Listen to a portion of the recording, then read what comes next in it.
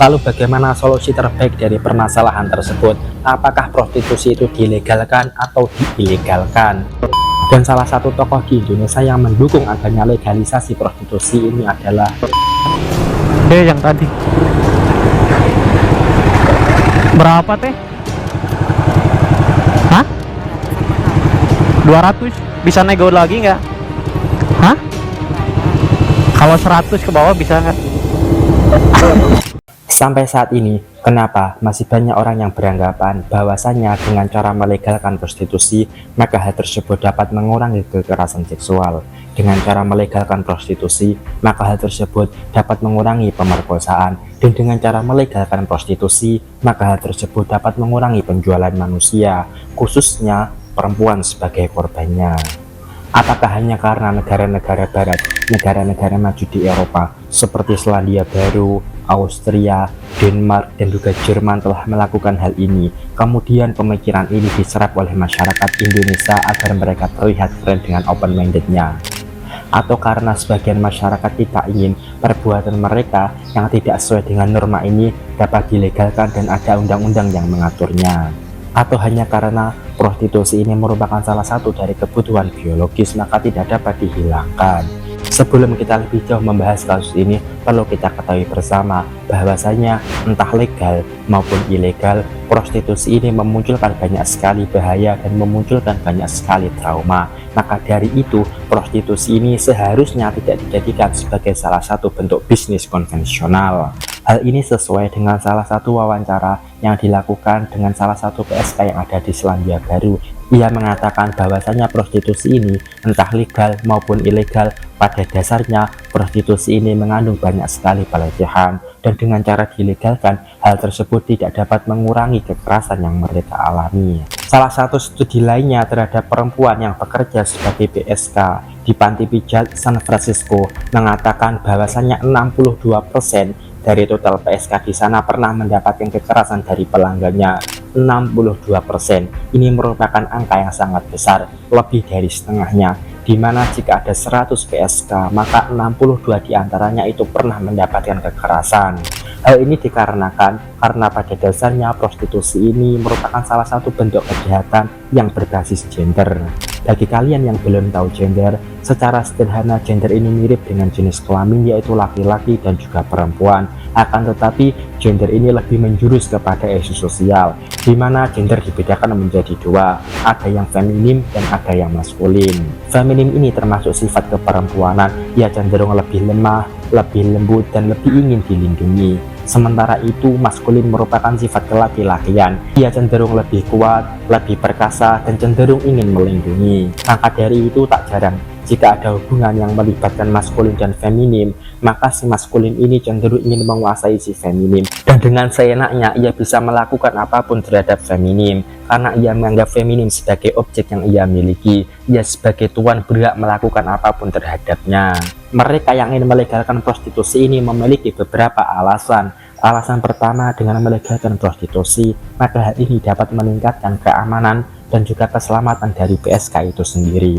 Maksudnya adalah seperti ini. Selama ini jika ada sebuah kasus yang berhubungan dengan prostitusi, di mana korban adalah si PSK itu sendiri, maka ia tidak berani melapor kepada pihak berwajib.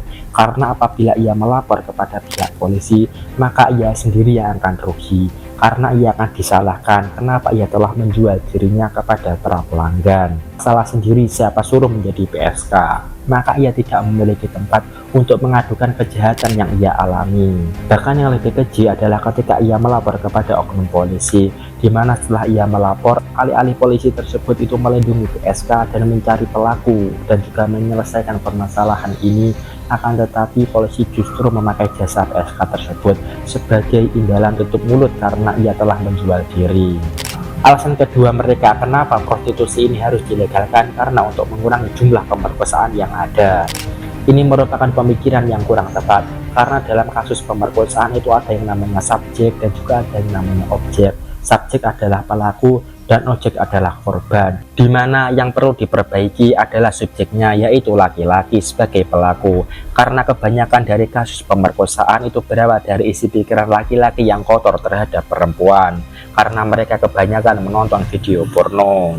Memang benar, ketika perempuan ini telah memakai pakaian yang tertutup, maka lebih sedikit kemungkinan ia akan diperkosa. Akan tetapi, yang lebih penting adalah memperbaiki pola pikir laki-laki. Toh faktanya, secara data di lapangan, perempuan yang diperkosa, kebanyakan dari mereka adalah perempuan yang memakai pakaian tertutup. Inilah pentingnya untuk membersihkan isi pikiran laki-laki dari hal-hal yang kotor. Alasan lainnya kenapa prostitusi ini harus dilegalkan, karena prostitusi ini merupakan kejahatan yang sudah ada sejak lama dan sampai kapanpun tidak dapat dihilangkan. Salah satu cara mengendalikannya adalah dengan cara dilegalkan, agar dapat mengurangi akibat-akibat buruk yang dapat ditimbulkan dari prostitusi. Salah satunya dapat mengurangi dan menekan jumlah dari HIV/AIDS yang ada. Dan salah satu tokoh di Indonesia yang mendukung adanya legalisasi prostitusi ini adalah Panji. Dan terus terang, gue dengernya agak sedih karena kalau ditanya gue pro legalisasi prostitusi. Gue seneng nih, di seluruh dunia hening sama. Namun, alasan-alasan terkait pelegalan prostitusi ini dapat dibantah secara data di lapangan, di mana pelegalan yang katanya dapat mengurangi kekerasan justru dapat menambah kekerasan. Pelegalan yang katanya dapat mengurangi kasus pemerkosaan ternyata tidak sama sekali. Fakta ini didapatkan dari sebuah wawancara terhadap salah seorang PSK yang bekerja di Belanda. Ia mengatakan bahwasannya akibat dari pelegalan ini, banyak sekali wanita-wanita dari negara asing datang ke Belanda untuk bekerja sebagai PSK, dan ini menambah keruwetan yang ada di sana. Pendapat lain adalah PSK yang dianggap sebagai pekerjaan hina di masyarakat ini, pekerjaan yang dianggap sebagai pekerjaan yang tidak baik di mata masyarakat, apakah setelah dilegalkan ia akan mendapatkan stigma yang baik?